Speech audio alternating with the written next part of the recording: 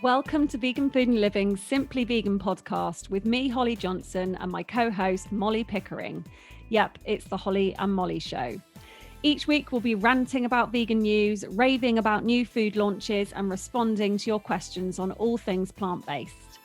I also chat to vegan chefs, experts, and influencers about everything from fermented food and nutrition to weight loss, herbalism, and seaweed. Welcome to this week's episode, everybody. And I'd like to start off with some very exciting news that we are, drum roll again, Molly. I'm so bad at these drum rolls. I can't do it. Should I just... Last week's drum roll was hideous. I think I actually edited it out. It was that bad. I think so. I did notice that, and I'm glad you did. But this is a real drum roll moment. We are number three in the UK food charts for amazing Apple Podcasts. We're above Heston Blumenthal. I mean, what? What is this? You don't even know what to say. Not at all. Above Heston? What? I need to listen to his podcast. And I know I've not listened to his podcast, to be fair, but if Heston listens to this one, that would be amazing. What? That would be pretty cool. Yeah, he's going to be like, oh my God, like I need to listen to the Simply Vegan podcast to get some tips because they're better than me. Yes. Welcome to the real world, Heston. Everyone's a vegan now. Well, yeah, it's, rather than it being like an ego trip, I just feel so excited and happy that a vegan podcast is number 3 in the charts. I mean, it's amazing. How incredible. It just makes me feel better because often on this show it can affect you a little bit because you think, why can't we make these changes and why isn't everyone making these changes? So it's just so nice to have some good news. And thank you to all our listeners for supporting us, because without you, then we're just talking to ourselves. So it's nice to know that someone's listening. It is, yeah. Okay, well, a couple of news stories for this week. First of all, we have the Animal Rebellion March coming up in London on the Saturday, the 28th of August. I am actually thinking about going, which would be really, yeah. And I'm do it. I think do it. Go. I'm getting a tattoo that day. I can't go. Busy getting a tattoo. I hope it's like something vegan. Yes, it is. You're lying. It's the Simply Vegan logo, I promise. Oh, that'd be so cool. We should both get matching Simply Vegan tattoos. With number 3 ranked next to it. Yes. And Heston's face like below. Yeah, let's go. God, we're in our heads about this now. Yeah, we are, yeah. I am thinking about going. My daughter, who's 15, is really up for it. I've never done any activism before, other than obviously, spreading the word via the podcast, via online activism. Exactly, sharing posts and cooking amazing meals for friends. But I've never done anything like that, so I'm a bit I don't know, not scared, but I think do it. Honestly, I think do it. It's if you're in the position to do it and like you have the time, definitely do it. I think it's really liberating, and it's coming together with like so many like-minded people it's like really inspiring. I think I feel like the time has come, it's like with the climate crisis is getting worse, and I feel like I need to sort of stand up and be counted. So watch this space. I'll keep you posted. I think it'd also be a really good experience for your daughter as well, like at such a young age, to sort of see the movement and how large it actually is. I do, yeah. I mean, my mum was kind of like, really, you're taking her to the city? And obviously with COVID, we're all a bit like, a bit more scared than usual, aren't we? Whereas in the past, I would have just hopped on a train. But yeah, she's really passionate about it. And I do feel like it would be a great experience for her. I know, I wish I'd gone to things like that at 15, but anyway. It's so cool. You're a cool mom. Trying. The second bit of news, it's been a bit of a slow news week, hasn't it? But another bit of news over on the Vegan Food and Living website, as always, is that a professional British cyclist called Cameron Jeffers has switched to a plant-based diet in a bid to improve his athletic performance. And it's quite incredible, isn't it, what happened when he switched? So you wrote this story, didn't you, Molly? So you can. I did, fresh off the press. So he's done like a 30-day trial essentially, and he's worked with this nutrition company to examine how like athletes' bodies can cope with on a vegan diet. And the findings are mad. I think he's like iron boosted by like over 70%. His cholesterol levels dropped. Not unfortunately, because I think there is a positive to it, he's not stuck to the vegan diet, but he has said that he's now switched from, so I think it's like 50-50 throughout the week, which I think, small steps, and that's how it's going to work. Yeah, I mean, a 77% rise in his iron levels, because obviously people think, well, you give up meat and you're going to be iron deficient, you're going to get anemia because you need your steak because it's full of iron. But vegetables are full of iron, and so many spinach. So many other foods are packed with iron, and that's an amazing result, and such a shame that he's not stayed vegan. But like you say, it's still good that he's sort of it's obviously impacted him and his lifestyle choices. I think you've got to kind of look at it from a broader perspective as well. It's just like, if he's come forward and he's another athlete that has said, I've thrived on a vegan diet. I think he actually said that like doing competitions and stuff, being a vegan would give him the upper hand. So hearing that, from someone as in his status or on his platform, commending the vegan diet, I think is great. Yeah, brilliant news. Always good to have some nice positive news stories. Definitely. Well, let's go on to our product reviews this week then. So we were reviewing the Beyond Meat selection, weren't we? So how'd you get on with these? So obviously I know Beyond Meat. I've had Beyond Meat before, mainly like the burgers when I've gone out and like in restaurants and stuff.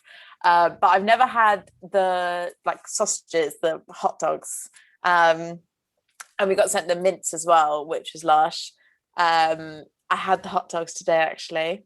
I went all out. I've tried to be good. And then I feel like with these huge sausages, you just have to kind of go all out, and you've got to be filthy with them. So we had like gherkins, fried onions. We had like bacon, like plant-based bacon, obviously. Mustard, ketchup, the whole lot. Molly, that sounds incredible. I know I feel sick. What did you think of them? They were so good. So like we like fried them on like a griddle pan, and they're like out a bit like caramelized, really nice, but also very crispy. They had a good bite to it. They're obviously massive. They're huge, aren't they? Yeah, I think people do kind of get a bit put off by the price, but I think for the quality that you get and the size, it is good. So they're £5 for two, aren't they? Unless you can find them on offer. They are often on offer. Yeah, definitely. And the same with the burgers, they're £5 for two, although again they're usually reduced by at least £1. It's a tricky one, isn't it? Because you kind of wonder why they are so pricey, because if you're doing a barbecue or something, that really does add up. Definitely. But the sausages, it made me laugh because I haven't tried the sausages before either. And have you seen the social media sort of meme type post that's been doing the rounds with the Beyond Meat sausages? You haven't? No. they're well, how am I going to explain this? The sausages have kind of morphed into a shape in the packet to look like male genitalia. Amazing. Which is annoying because it's like, don't be put off. But anyway, I cooked these. And... Don't be put off. Well, actually, Okay. it could be a selling point. I don't know. But anyway, let's not. We won't get into that. We'll stop that right there. Let's not get off track. The sausages are great. The burgers, I have had them before and fried them. They were really nice, lovely, sort of good size to them. This time I tried them and I did them in the oven, and I don't think they were as good because the texture was a bit too soft for me. Yeah, I know what you mean. So I think you do need to pan fry them, which I often try to avoid. I mean, my husband's just slap happy with the oil. You know, he doesn't seem to care. And I'm, you know, I do try and limit. Maybe the grill might be better. Yeah, that's a good idea. Because I find like whatever burgers I put in the oven, they do just kind of, I don't know, especially if they're frozen ones, just the water in it, and I don't think it makes them, I don't know, go as crispy and delicious as when you fry them. Yeah. Are you getting hungry again? No, I'm not. I promise. Yeah, it's funny, isn't it? I think you have to remember that this isn't meat, so you can't necessarily cook it the same way as meat. Yeah. And the thing is, you forget because it looks so similar and it tastes so similar that I think you just think, oh, and you know, going on to our next review, which is of a brand called Dopsu, I did cook some of this in the same way I would have cooked meat back in the day. Yeah. And I threw the frozen pieces in the pan and then covered it in so I did the duck and I covered it in like hoisin sauce. Yeah. But it was just too wet, so I had to really fry it off. Yeah, I find that crisp on it. I also find that they cook, obviously, because it's not meat, you don't have to cook it for so long. But which is kind of a positive, really, because you can just cook something up really quickly. Definitely. I had the chicken pieces, and I've also tried the pork. And what else did I try? We tried the duck as well. We did the similar thing with the hoisin sauce.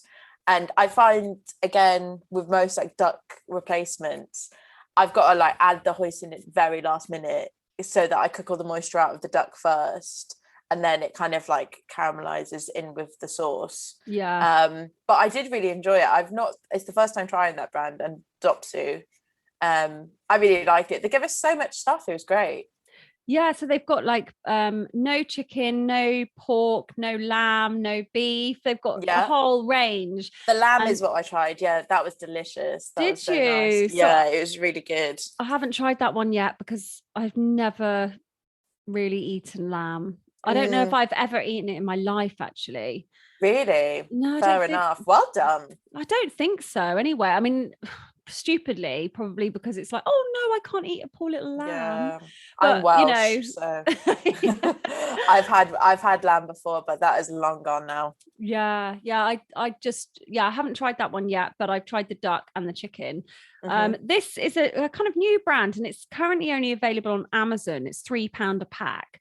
So I'm hoping that with like a lot of these brands, the more that people buy it and the more investment they get, the wider spread it will be. So go and check it out. It's Dopsu. And then, you know, hopefully we'll end up seeing it in the supermarkets. Yeah, really nice sort of chunky pieces of meat, wasn't it? It's good freezer food just to have, you know, if you're thinking about making a curry or like a pasta or something like that, it's good to just have in the freezer. And like I said, they're quick. Yeah. Or if you've got anyone who's a meat eater who you need to, you know, make something for, convert, who's, you know, allergic to kind of chickpeas or anything like that. Not literally allergic, but, you know, like I couldn't eat that. Like my Refuses. son. Yeah. Like my son, basically. Every day he announces that he doesn't like something else. So he used to love my chickpea and spinach curry. Now he hates it. So it's like, oh, I've done you a chicken curry. I feel like that's just a child, like how did you say he's 9? 9, yeah. So. Yeah, I feel like that's just the age, isn't it? My brother was horrible when he was 9 years old. I'm not saying your son's horrible at all. Oh, he's pretty good, bless him. But I find it very difficult, and in fact, incredibly difficult because, you know, I feel like I spend my life fighting against factory farming and fighting against meat production and kind of really being so passionate about it, and then when he really wants to eat meat, I find it incredibly hard. I don't go to the supermarket. I won't go to the supermarket and buy meat. I just can't do it. I've tried. I've stood in the aisle, I've looked at it, and I just kind of get this sort of like panicky feeling. Just the smell as well, isn't it? Like the smell of it's horrible. It's just all of it. It's like, this is my money and I'm funding the things that I'm fighting against. So I find it really difficult. It's mainly when we go out that he will have the meat option and choose it.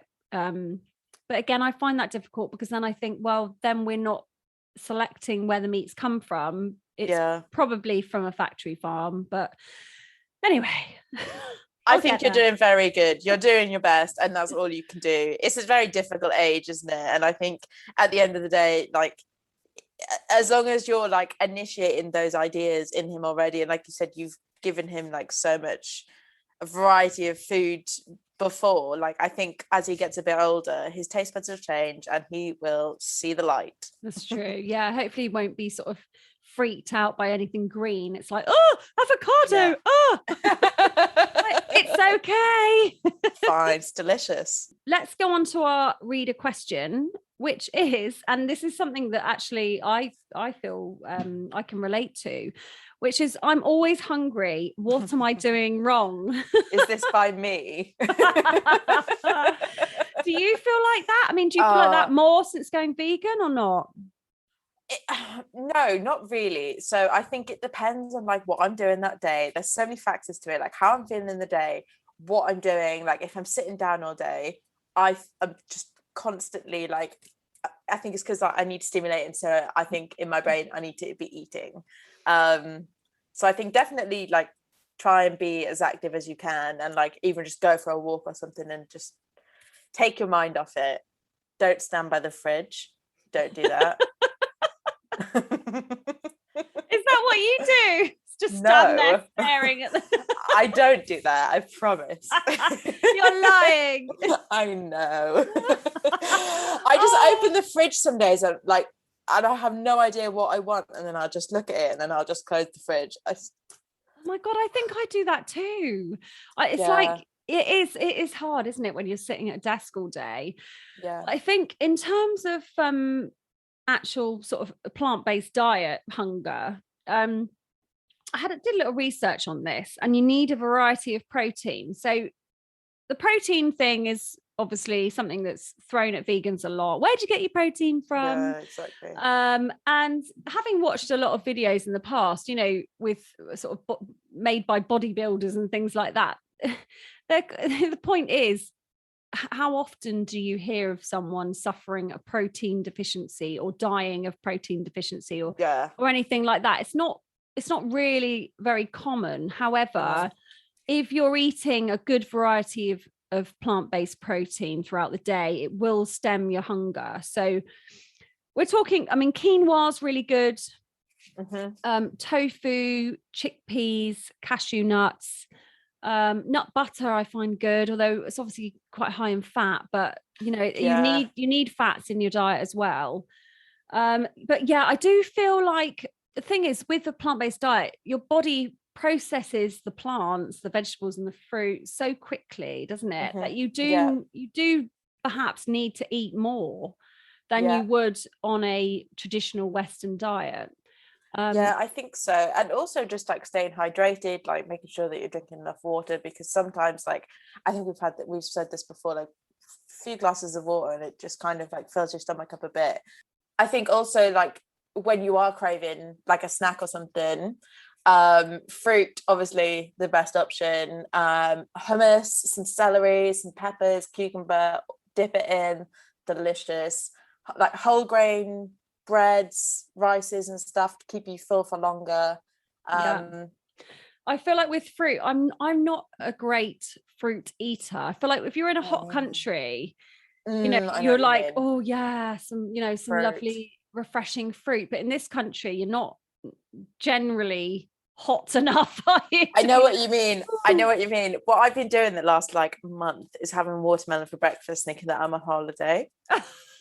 Just pretending. Just pretending. But it actually, like, it's so nice. I just love it. It literally wakes me up, and I have watermelon and banana, and that I don't know if that's advised. I don't know whether that's a recommended diet, but it's good. It's nice. No, there's nothing wrong with that. I don't think you can go wrong with fruit and vegetables, can you? Yeah. I find that if I chop up all the fruit I've got and make it into like a fruit salad and then just keep it covered in the fridge all week, then it's a bit more exciting. Sometimes you kind of look at the fruit bowl and you're like, oh, an apple. Yeah, I know what you mean. Banana, and you don't really want it. And then you look in the other cupboard and it's like, bar of chocolate or pack of crisps, and it's like, well, it's a no-brainer, isn't it? You go for the bad stuff. So if you kind of food prep and think ahead and have those sort of snacks there, energy balls and things like that are good, aren't they? So mature dates, apricots, anything like that. I make some in there. Apricots, what should I put in it? Apricots, oats, flax seeds, some maple syrup, and either dates or raisins, depending on what I've got. Yeah, and pumpkin seeds. Blend it all up, and then I drizzle it with a little bit of dark chocolate so that it's in my brain. I'm thinking I'm having a little treat. So nice, delicious. Oh, yeah, they're good. I need to make some of these. I've been so busy lately that I haven't really, Same for me. I've not had a chance to make them in a while.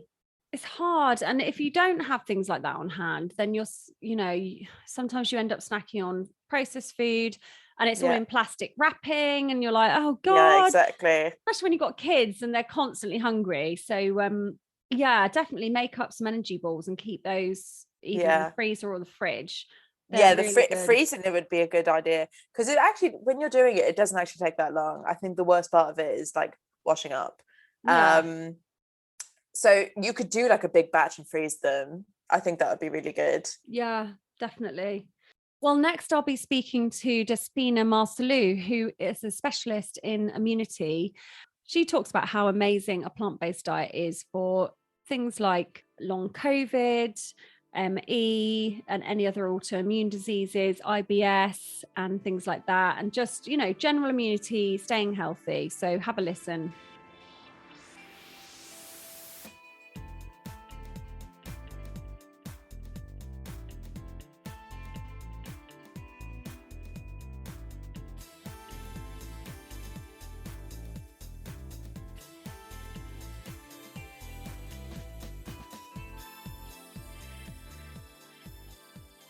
Welcome to the podcast, Despina. How are you? Good, thank you. What about you? You're in Greece, aren't you? So are you kind of near any wildfires at the moment? Oh yes. It's dramatic over the last 7 to 8 days. Things are getting better, a little bit better right now, because the government asked help finally from other countries. So things are getting better. Right, it's so scary, isn't it? Do you kind of attribute this to climate change in your own mind? Well, in terms of Greece, I think climate change is the cherry in our tart. The governments and the government's figures are severely corrupted, and most of the fires are caused by bad actions, really. And we do have that several years now, but due to the climate change, now it's at its worst. I mean, the wildfires are tremendous. We never had such a wildfire since 2007. Right. I mean, whole villages were destroyed, were burned down. So it's definitely climate change is not helping at all. No, it's quite a depressing picture, isn't it? So let's not think about that right now. Let's take ourselves away from climate change and talk about some positive things. So do you want to start at the beginning and tell us about your journey and how you got into specializing in immune health? Well, specializing in immune health was by chance, actually. I was making a research about my master's degrees like 15 years ago. And I was looking, where should I specialize, into diabetes or maybe nutritional medicine or something else. And chief dietitian, Scottish chief dietitian, which I loved her. She used to be my mentor. Told me, Despina, you should go for autoimmunity. And when I heard the word back then, I was like, autoimmunity? What nutrition has to do with autoimmunity? Yeah. Because back then I was working in Doncaster, the acute setting, as a dietitian. So most of the time I was going to the patient with an autoimmune disease like celiac disease or Crohn's disease. And I was like, okay, this is the diagnosis. You should incorporate more fruit and vegetables, try to have a balanced diet, and bless you. So I think that my master's degree helped me a lot when I was diagnosed with an autoimmune disease, which was ironic because it was back then where I took the deep dive in order to see how autoimmunity can be reversed or at least significantly reduce my symptoms with nutrition. So the deep dive was, unfortunately, when I was diagnosed with autoimmunity myself. It's so strange, isn't it, that you were studying it and then diagnosed? So what kind of symptoms did you experience? Well, I was diagnosed with Graves' disease, is autoimmune thyroiditis. So I was feeling fatigue all the time. I was very moody as well. I had muscle pain, severely brain fog. I couldn't even walk. So I knew that something was not happening right. And you're so right. It's so disappointed because during my master's degree, we didn't focus so much in nutrition. Okay. Plant-based nutrition was never mentioned in my master's degree. It's only ketogenic diets and Mediterranean diet, but we were not focusing on so much on how to reverse autoimmunity. Yeah. And this is a bit disappointed. So yeah. It's something that's very close to my heart because my sister has ME. So I'm forever sort of looking for, new ways to help her. So at what point did you kind of adopt presumably you eat a whole food plant-based diet now? At what point did you kind of take the plunge? It was a bit difficult for me because as a dietitian and as a Mediterranean person, I always believe that Mediterranean nutrition is the nutrition that we should all follow. And it's true, because if you look back in the 60s, Mediterranean nutrition was a mostly plant-based nutrition. So they're quite similar with the plant-based nutrition.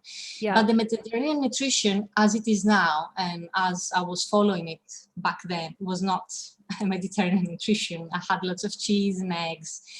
And, food, especially in Mediterranean people, is part of socializing. So I couldn't imagine myself going on a whole plant-based food diet at all. If you asked me the same question like 10 years ago, I would say no, I could never go vegan.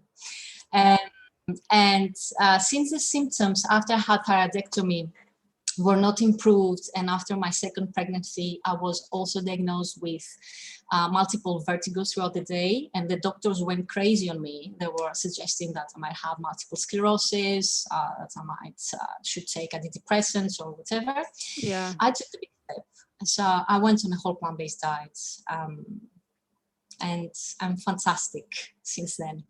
So, have all your symptoms cleared up, or? Oh yeah, really? Within a year, all of my symptoms disappeared.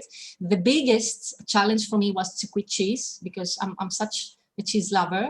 And when I said to myself, okay, you should try for a month, say no to cheese, this was the best thing I have ever done in my whole life. Wow. I start feeling myself again, if you know what I mean, if you know where I'm coming from. Because with the Mediterranean, with the semi-vegetarian nutrition that I was following previously, I could see some improvements for sure, but I was not there exactly. I was not feeling myself in a way, and with the whole plant-based diets, I could see me.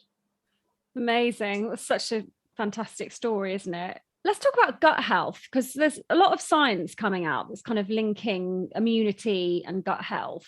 How does this work for someone who's not scientific like me? So we do know that people that suffering from autoimmunity and chronic inflammation are suffering mostly from gut dysbiosis. Gut dysbiosis is actually more pathogenic bacteria in the gut than good bacteria. So that's the thing. The reason for that could be lots of reasons. One of the reasons that I'm now researching is trauma. Physical or emotional trauma can trigger autoimmunity, and most people with trauma had either irritable bowel syndrome or inflammatory bowel disease or problems with their immunity. So whatever the reason, because autoimmune disease have multifactorial etiology. It's not about the genes only. Some people say, oh, it's genetic. No, it's not genetic. Genes plays a role, which is quite important, but the most significant role is our guts. And we do know that because all studies have shown that we are more bacteria than genes.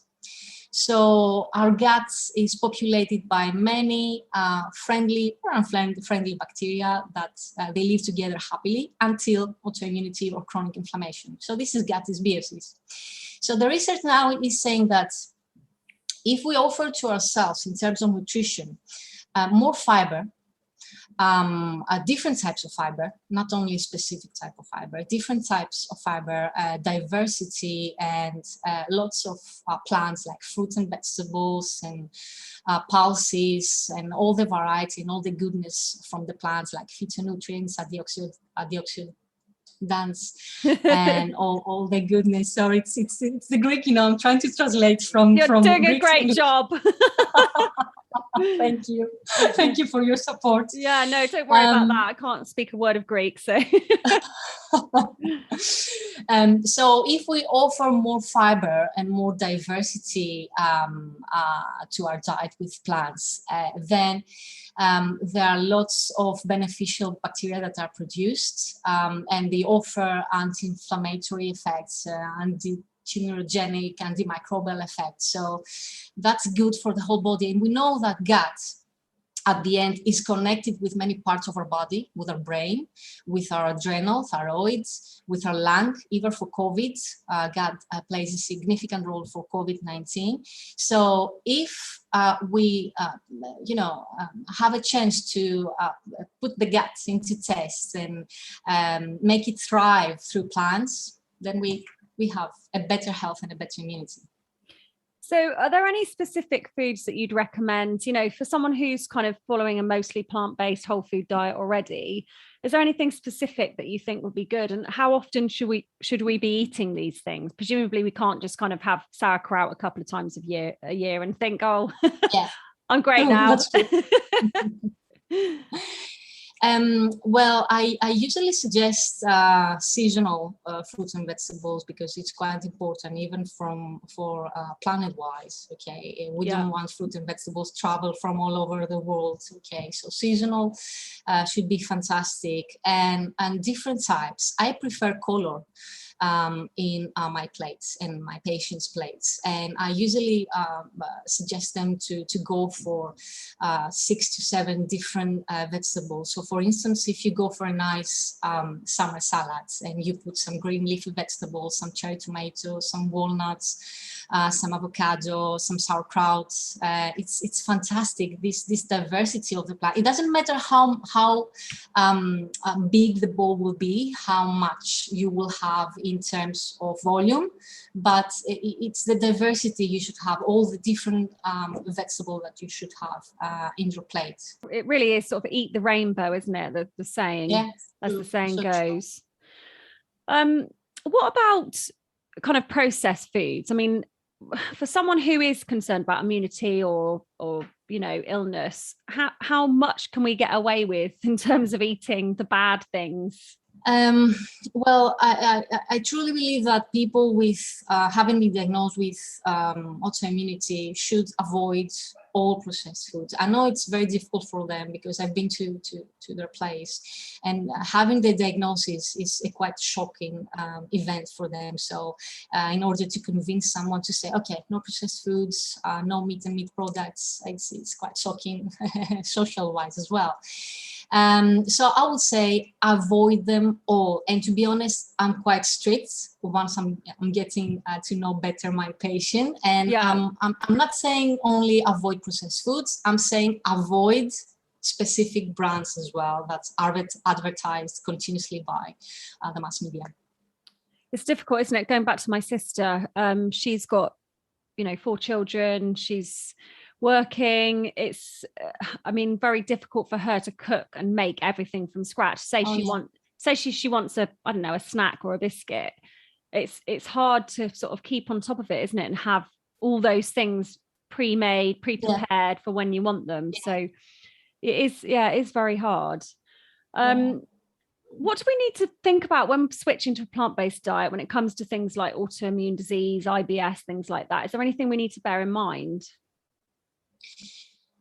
Well, some people are getting along fine by switching to a plant-based disease with no problems. I have patients with ulcerative colitis going from omnivore diet to plant-based diet with no problems at all, no digestive issues. But there are people with autoimmunity or irritable bowel syndrome that they do have digestive distress, lots of bloating, pain, lots of gas. And it's normal, to be honest, because it's the response of our guts to try to manipulate this new element, fiber. Okay, so it's trying to thrive through fiber, and of course, it's going to give us the symptoms.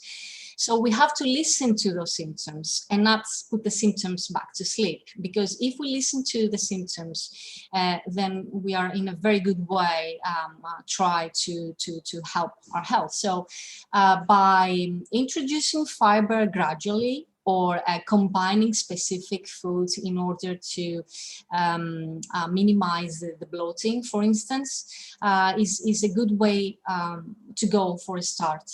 Yeah, okay. So what kind of foods would you combine then to sort of minimize those effects? Because I know I suffered from those when I went vegan. Okay, fantastic. So let's say that you have a porridge in the morning, okay? So you have your nice plant-based milk, and you have your oat that has been soaked overnight, which is very important in order to be more friendly for your gastrointestinal tract. And you have put a banana, let's say. It's more friendly breakfast instead of having, let's say, plant-based milk with oats and 3 different types of foods and walnuts. Okay, and gradually add the nuts you're comfortable with at the beginning, and the fruits, gradually add those fruits and nuts that you need to do. Or for instance, if you have vegetable soup, so if you put like sweet potato, like potato, carrot, and pumpkin, like yellow pumpkin, is a fantastic alternative instead of putting like 10 different vegetables and vegetables that you probably are gonna trigger some bloating, which again is normal. Okay, but it feels like uncomfortable at the beginning. So starting with such combinations and gradually, eventually you will get there to the diversity. We don't want you to stop there. We don't want you to stop to a point that you just feel comfortable and you say to yourself, okay, I'm fine with 5 plants in my life. No, we want more. Yeah, okay. So start simple and then kind of build it up as you go along. And soaking, like you say, soaking things such as nuts and oats and seeds and things helps you to digest pulses. Yeah. So beans and things like that. Yeah, that's a good tip. Going back to COVID-19, which you mentioned, I know a recent study came out, didn't it, that said that a plant-based diet can stop us suffering from severe disease from COVID. Mm-hmm. How can we sort of spread this message? Because, people aren't talking about it, are they? At least not in the mainstream media. Oh yeah, I think the message has spread already. It's spreading. Really? If you see, if you see studies in UK, at least 20% of residents, UK residents, switched to a mostly plant-based diet at the beginning of COVID. Or Germany reached 50% of sales in alternative meat alternatives. And also, you probably have seen veganuary. Reads, a very good point. So I think that the message is there. I truly believe that most health professionals needs to be more educated about plant-based, because those are the people that provide evidence-based research and studies in order to provide the evidence and spread the message. So education in more health professionals, education in our patients, in family, because at the end of the day, we should start to evolve into better people, more caring, who take into account their consequences, including their food choices. And because the government figures and the mass media providing again and again misinformed studies, and we do have all these advertisements with processed foods, with health claims, lots of health claims, such as a can of soda can open happiness, for instance, or this is a health claim that I don't know how is going on again and again. I know. And we should start act. And spread the message. I think health professionals and all activists are doing a tremendous, effort and a very good job in doing this at the moment.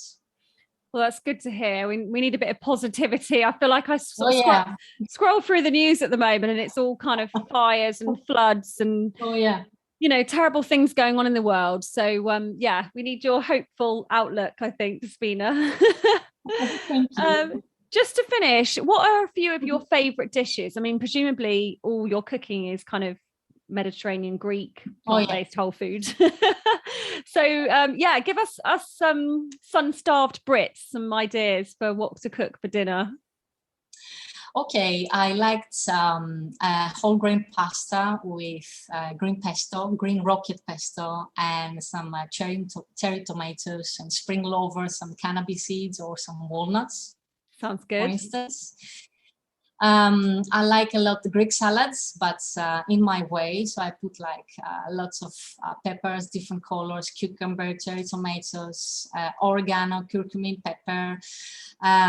Also, I put hummus instead of feta. Oh, lovely. And I like, and I like also carob bread that is quite high in calcium, which I love it. Okay. And also Mediterranean plates, now that is seasonal, is aubergines, but instead of cheese, we tend with our family to sprinkle some walnuts again. Nice, easy, comfortable foods, comfy foods. Sounds delicious. I've been to Greece a few times, sort of back in my 20s, and all right. Now I've got children. We tend to sort of just go camping and boring things like that. But I'm hoping to get back to Greece at some point. But the Greek salad was my absolute favourite, with those lovely olives and things. So olives. Yeah, I might have to make a Greek come salad along tonight. Again. Come along. I have 2 boys. I'll come and see you. And, 4 years old, I think. Oh, lovely. Well, thank you so much for chatting to us today. It's been fantastic, and hopefully anyone with autoimmune disease or any kind of difficulties like that will have taken inspiration. If you'd like more information, you can head over to Despina's website, which is feedyourimmunity.com. Is that right? Yeah, that's right. Yeah. So there's lots of information on there. Thank you so much, Holly, for having me in your podcast. Was fantastic. I was expecting it because your podcast is like a little star to what's happening right now in Greece. So thank you so much. Thanks for joining us this week. Hope you enjoyed this episode. If you did, please share it with a friend or pop us a review on your platform of choice. We'd be really thrilled if you did. You can also follow us on Instagram at Simply Vegan Podcast and at Vegan Food and Living. Next week, I'll be speaking to Vanita Bagri, who founded Labant London, which specialises in luxury vegan handbags. She talks about her love of animals and the planet and the reasons we should all give up leather.